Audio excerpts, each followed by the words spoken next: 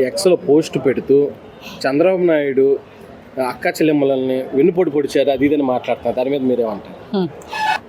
ఎవరు మోసం చేశారు? అక్క చెల్లెల్ని జగన్మోహన్ రెడ్డి మోసం చేశారా, లేకపోతే చంద్రబాబు గారు మోసం చేశారా?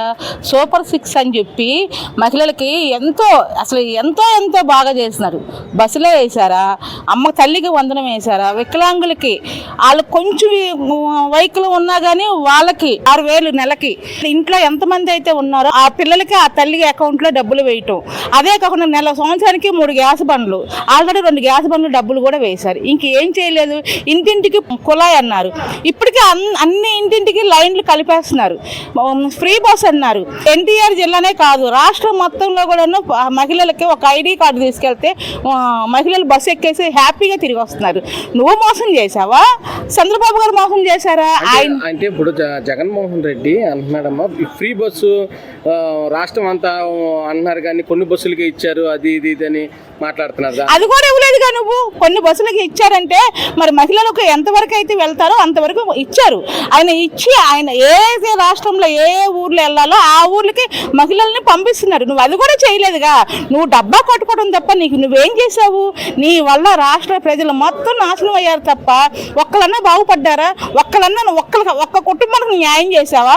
ఎవరికి న్యాయం చేసావు? లాస్ట్కి నీ తల్లికి, నీ చెల్లికి, నీ బాబాయ్ కూతురికి కూడా నువ్వు న్యాయం చేయలేకపోయావు. నువ్వు బాబాయిని చంపింది ఎవరు?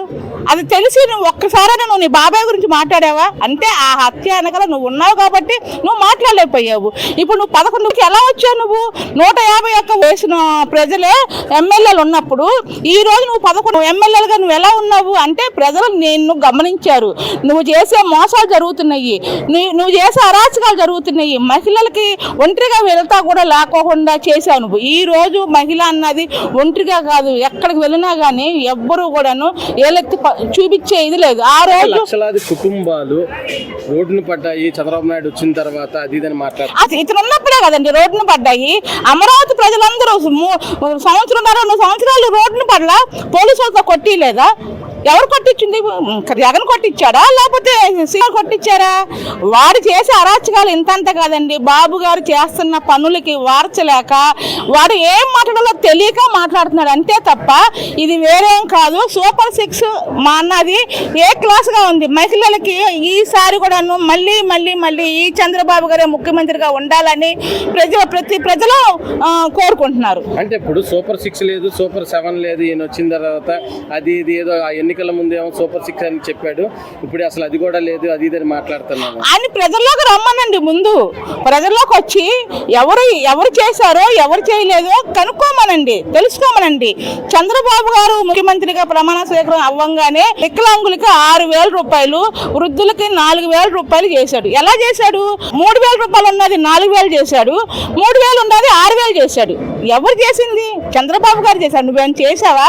ఉన్నాయి ఎక్కువ తీసేసావు నువ్వు. కరెంట్ బిల్లు ఎక్కువ వస్తుందని, సొంత ఇల్లు 50 గజాలు ఇల్లున్న వాళ్ళకు నువ్వు పింఛన్ ఇవ్వకుండా చేసావు.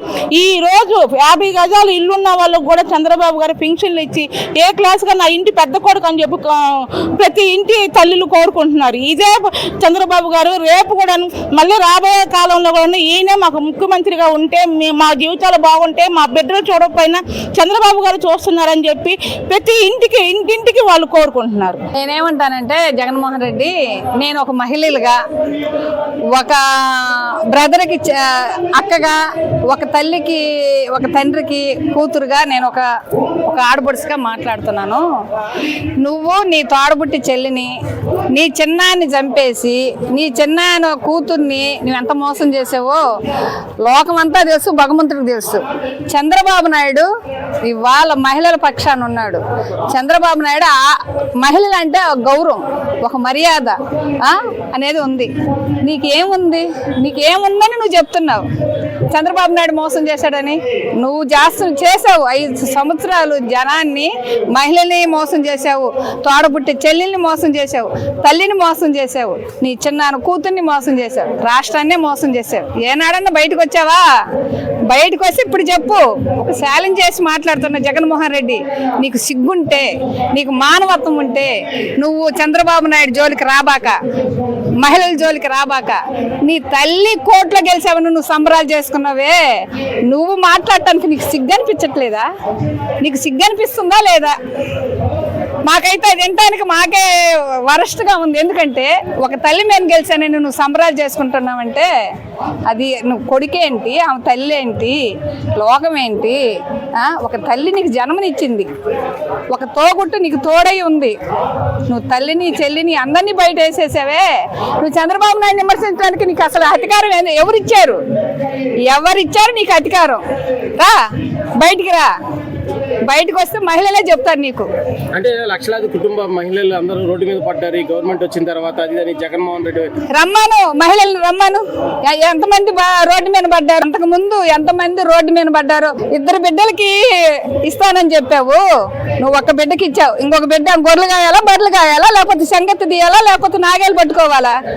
నాగేలు పట్టుకున్న రైతు 10 మంది ఇస్తాడు.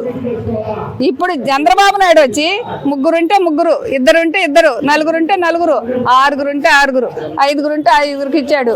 నువ్వేమి ఇచ్చావు? 2 బిడ్డలకి అని చెప్పి ఒక బిడ్డకి వేసావు. 3000 చేస్తానని పెంచుకుంటూ పోతానని ఇంత దూరం పెంచావు. నువ్వు చెప్పడానికి సిగ్గు లేదా నీకు? నీకు నీ గురించి ఏం చెప్పుకోవాలి, ఏం వినాలి? జగన్మోహన్ రెడ్డి ఎక్స్లో పోస్ట్ చేస్తూ చంద్రబాబు నాయుడు మహిళలను మోసం చేస్తున్నాడని మాట్లాడతారు. దాని మీద మీరేమంటారు?